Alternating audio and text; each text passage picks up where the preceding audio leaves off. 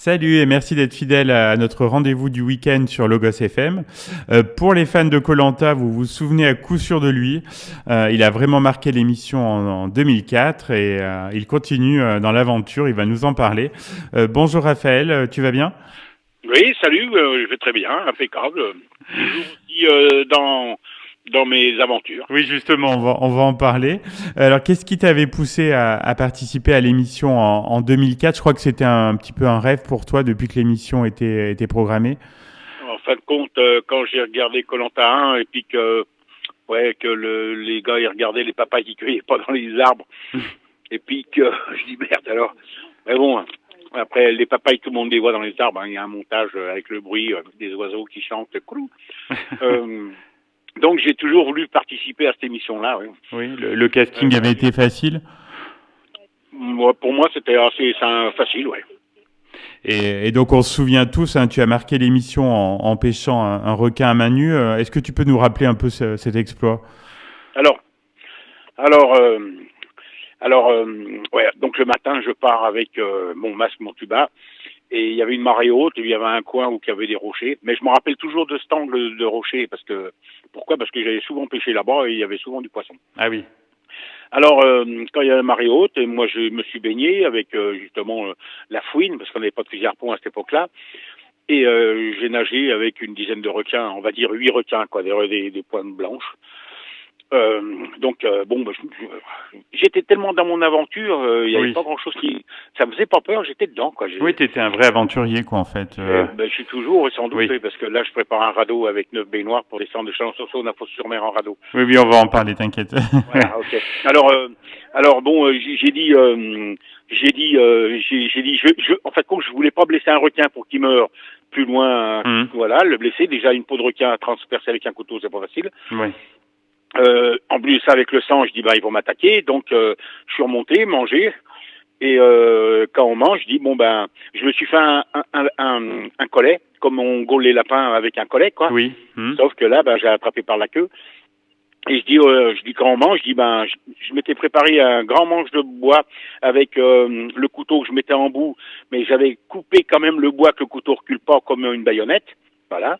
Et puis j'avais sanglé ça, puis j'ai dit là je vais prendre un requin. Et puis les journalistes ils se regardent avec leur perche et la caméra. Mhm. Je sais pas ce qu'ils se sont dit parce qu'on ils parlent pas, quoi. Et donc je vais avec ma grande corde que j'avais fait des nœuds de droite à gauche, que j'avais trouvé sur la plage, des cordes, donc j'ai fait des nœuds. Donc je suis allé justement où les requins étaient. La marée commençait à descendre et il restait bien moins de requins, bien sûr. Alors je suis descendu sous un rocher et puis il en restait un qui était dans le courant parce que il faut que ce soit dans le courant les requins. Donc j'ai vraiment mis du temps à mettre le lasso derrière cette queue là parce que la queue derrière elle est courte en bas mais elle est haute au-dessus. Tant que le requin, je le caressais ou que je le touchais, il bougeait pas. À partir du moment où j'ai mis le collet sur la queue, mais je l'ai même pas serré, mais qu'il est parti d'une fureur. Alors heureusement que j'avais calculé le coup, que j'avais accroché une corde au-dessus avec un bout de bois dans une faille, et puis j'avais tourné le bout de bois pour que si ça tire. Alors donc d'un seul coup, je remonte, je me suis cogné la tête contre les rochers, machin, patin couffin.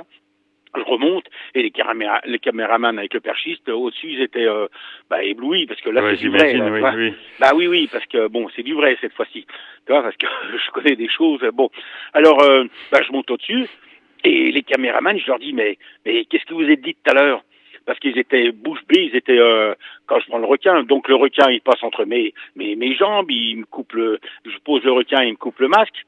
Donc le requin, il n'était pas si endormi que ça. De toute façon, le requin n'était pas endormi, moi je triche pas. Oui, oui. Déjà, ça c'est clair et net, je me suis remis en cause, en question, tout ça.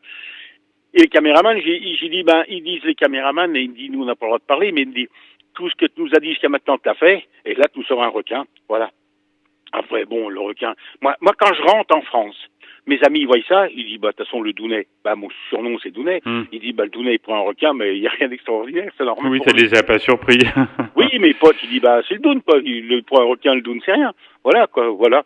Après, moi, j'ai fait mon aventure, je me suis régalé dans l'aventure, je me suis pas régalé côté télévision, parce que ça, Oui, voilà. bah, j'allais y Voilà. venir. Ouais, parce que Ouais. tu as été très critique par la suite sur l'émission. Tu as parlé un peu de manipulation de la production par rapport au fait d'orienter un peu les images et le résultat, non? Sauf que après, bon, ben, ils disent que t'es vexé parce que t'as perdu. Bon, moi, je mens pas, je triche pas, je suis pas un hypocrite, je déteste l'hypocrisie. Hmm. Voilà, moi, je dis ce que j'ai à dire et la vérité. Voilà, c'est tout. Ils ont pas été sympas, on m'a demandé de perdre, on m'a promis des choses sont pas venues, donc je peux dire ce que j'ai envie de dire. Donc on t'a demandé volontairement de perdre en fait.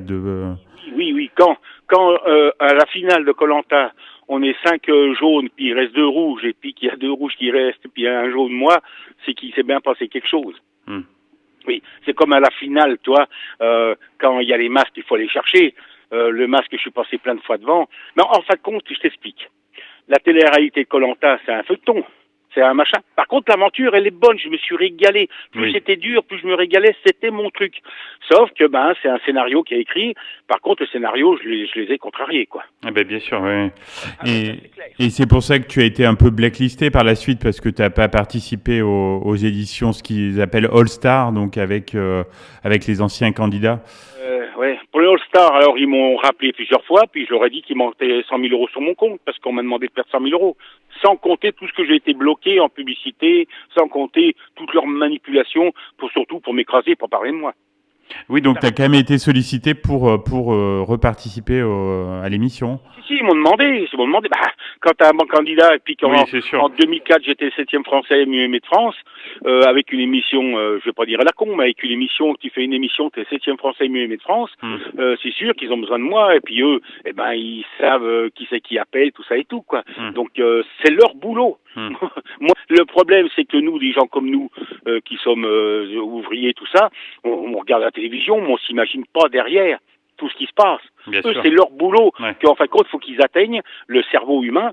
C'est comme des fois, il y a quelque chose qui se passe, puis l'autre, il fait une erreur, et t'entends la musique sournoise derrière. Et toi, ton cerveau, qu'est-ce qu'il fait à la télévision? Sauf que tu vois pas. Maintenant, moi, j'ai observé, j'ai deviné, j'ai quand même observé tout ça. Et ben, le cerveau, il... Oh, quel con, celui-là, putain. Hop, la musique est entraînée dans un système. Le cerveau, il a une manipulation bien gérée par ceux-là qui savent le gérer, avec une psychologie. Par contre, l'aventure, je me suis régalé. Plus c'était dur, plus moi, je me suis régalé. De toute façon, comme il dit, de toute façon, j'étais chez moi là-bas. Mais c'était mon truc, quoi. Oui, bien sûr. Et puis, j'ai réalisé mon rêve. Je regrette pas tout ça. Bon, ben après, eux, ils ont fait les enfoirés. Eh ben, ils ont fait les enfoirés. Ben, moi, je dis ce que j'ai à dire. S'ils sont pas contents, ils ont qu'à me mettre au tribunal. Mais ils vont pas m'y mettre au tribunal. Ils peuvent pas. Parce qu'il y a trop de trucs contre eux. Parce que si on prend la journaliste qui est venue me réveiller le matin pour que monsieur Christian Lebezec me prenne dans un coin et puis qu'il me demande de perdre, parce que c'est trop flagrant qu'on gagne, mais moi, quand il est venu me demander de perdre, bah, je dis, bah non, je veux pas perdre, il n'y a pas de raison. Alors il me dit, mais tu sais, la lettre de motivation, t'avais dit que t'es pas venu pour l'argent. Alors moi, je lui dis, mais attends, je suis pas venu pour l'argent, mais quand je vois qu'ils se pavanent tous le cul sur la plage et que moi je fais tout, il n'y a pas de raison. Et c'est là qu'il me dit, oui, moi, à cause de toi, on a peur de perdre de l'audimat, c'est trop flagrant que tu gagnes, tout ça et tout. Alors moi qui n'ai jamais fait de télévision, qu'est-ce que je fais? Ben, je tombe dans le bain. Et puis, avec un mec comme moi, qui a une parole, qui dit quelque chose, le problème que j'ai, c'est que je crois que tout le monde est comme moi. Mais non, c'est un monde de pourri.